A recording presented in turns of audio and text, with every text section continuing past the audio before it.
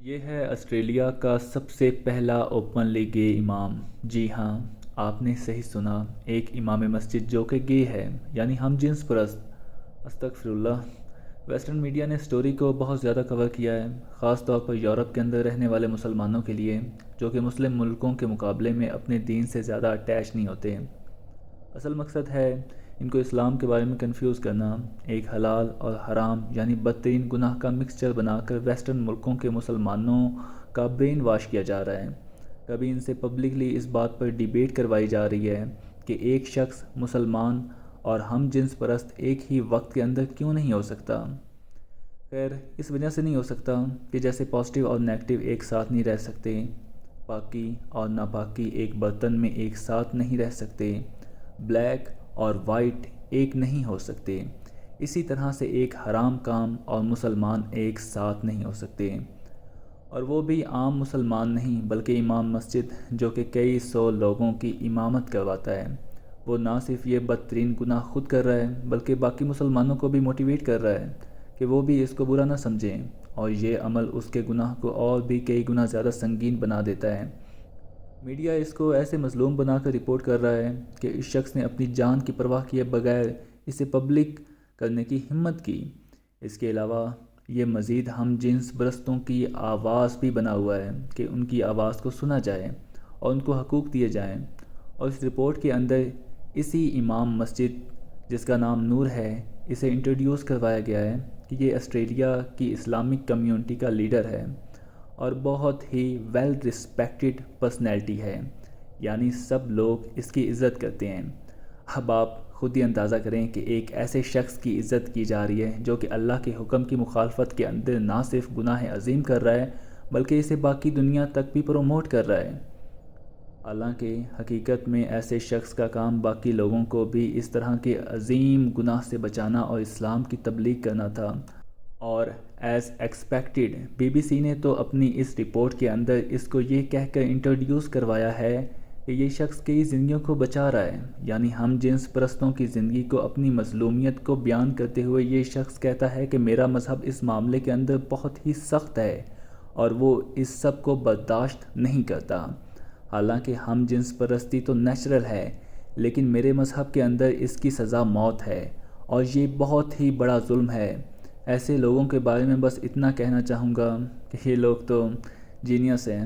اور ان کے برین کو نکال کر ہمیں بازار میں بیچنا چاہیے، کیونکہ یہ استعمال ہی نہیں ہوا نا، اس لیے۔ خیر، ہم جنس پرستی کا تعلق اس مینٹل النس کے ساتھ یہ کوئی نیچرل پروسیس یا عمل نہیں ہے، کیونکہ اگر ایسا ہوتا تو اللہ تعالیٰ انسانوں کو جوڑوں کے اندر یا پھر کپل کے اندر کبھی پیدا نہیں کرتا۔ ایک ہی جنس کو پیدا کرنا کافی تھا۔ اس کے بعد یہ کہتا ہے کہ میں چاہتا ہوں کہ میرے مذہب کے اندر یہ فرق بالکل ختم ہو جائے اور ہم جنس پرستوں کو بھی قبول کر لیا جائے،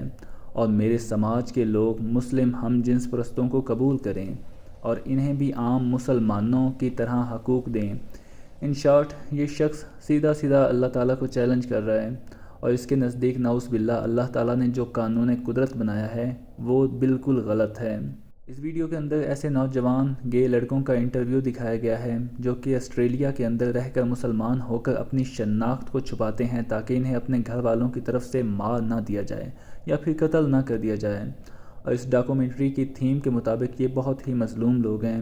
جن میں سے ایک کا نام ہے محمد اور دوسرے کا نام ہے مصطفیٰ، یعنی چن کر رسول اللہ صلی اللہ علیہ وسلم کے ناموں کی توہین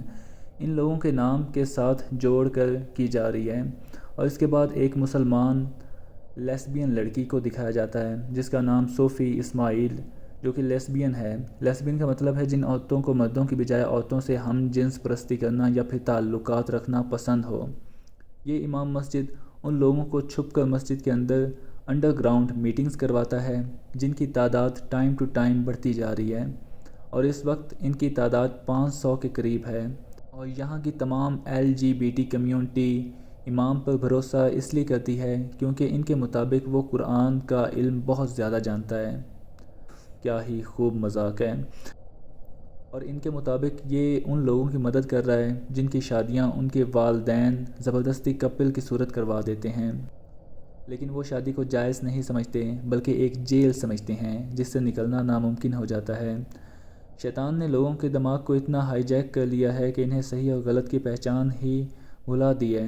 اور ان لوگوں کو یہی سمجھ نہیں آ رہا ہے کہ کیسے وہ شیطان اس کمیونٹی کا اتحاد اور ان کا فیملی سسٹم بالکل تباہ کر چکا ہے۔ نور کہتا ہے کہ میری طرح کے اور بھی بہت امام مسجد گے ہیں جو کہ اوپنلی اپنی گے شناخت اس لیے چھپا رہے ہیں کیونکہ ان کو اپنی جان کا خطرہ ہے،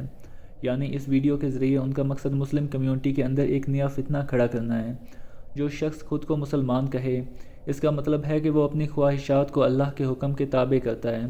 ان لوگوں کو اپنا خود کا نیا مذہب بنا لینا چاہیے اور اس کا نام رکھ لینا چاہیے گے مسلمز، لیکن یہ خود کو مسلمان کہہ کر باقی مسلمانوں کو کنفیوز کر رہے ہیں، بالکل اسی طرح سے جیسے امریکہ کے اندر ایک آرگنائزیشن موجود ہے جس کا نام ہے مسلم فار پروگریسو ویلیوز۔ ایک مرد کو عورت کے لباس کے اندر حجاب پہنا کر پوری دنیا کے انٹرنیشنل پلیٹ فارم پر جس کا نام ہے ڈی ٹاکس اپنی سٹوری سنانے کے لیے اور خود کو مسلمان کہہ کر ہم جنس پرستی کو پروموٹ کرنے کے لیے پلیٹ فارم دیا گیا ہے، اور ہم سبھی لوگ جانتے ہیں کہ یہ سب کچھ بلا وجہ نہیں ہو سکتا، بلکہ اس کے پیچھے پوری ورکنگ ٹیم ہے، ایک پورا برین ہے۔ بے شک اللہ کے رسول اللہ صلی اللہ علیہ وآلہ وسلم نے سچ ہی فرمایا تھا کہ قرب قیامت کے نزدیک فتنے تمہارے گھروں کے اندر ایسے داخل ہوں گے جیسے بارش کے قطرے۔ آج بالکل وہی زمانہ ہے، کیونکہ آج کے ٹائم کے اندر جو ہمیں نئے نئے فتنے دیکھنے کو مل رہے ہیں ان کا تصور کوئی آج سے پہلے کر ہی نہیں سکتا تھا۔ نیم مسلم نوجوان نسل کے سامنے ایسے لوگوں کو مظلوم بنا کر پیش کیا جا رہا ہے اور وہ حرام کام پروموٹ کر رہے ہیں جس کی قرآن کے اندر سخت ترین وعید ہے، اور پوری کی پوری قوم لوط کی بستی کو اسی عذاب کے اندر تباہ کر دیا گیا تھا۔ ان پر آگ کے پتھروں کو برسایا گیا اور انہیں آسمان سے اٹھا کر زمین پر پٹک دیا گیا۔ اس واقعے کو خاص طور پر قرآن پاک کے اندر اسی لیے بیان کیا گیا کہ آنے والی نسلوں کو اس واقعے سے عبرت ہو، اور اسی لیے علماء کرام کے مطابق ایسے ہم جنس پرستوں کی سزا بھی یہی ہے کہ انہیں اونچی جگہ سے نیچے پھینک دیا جائے یا پھر قتل کر دیا جائے۔ اسی سیم میڈیا نے ایک نئی سٹوری یہ بھی کور کی کہ کیسے ایک اسلامی ملک میں ایک ہم جنس پرست شخص کو اونچی بلڈنگ سے سزا کے طور پر نیچے پھینک دیا گیا، اور بتایا گیا کہ یہ لوگ کتنے ظالم ہیں، حالانکہ ان لوگوں کی دنیا کے اندر یہی سزا ہونی چاہیے اور آخرت میں بھی ان کے لیے دردناک عذاب تیار ہے۔ اور یہ بات الگ ہے کہ خاص طور پر ویسٹ کے اندر رہنے والے مسلمانوں کو اپنے بچوں پر خاص طور پر خیال کرنا چاہیے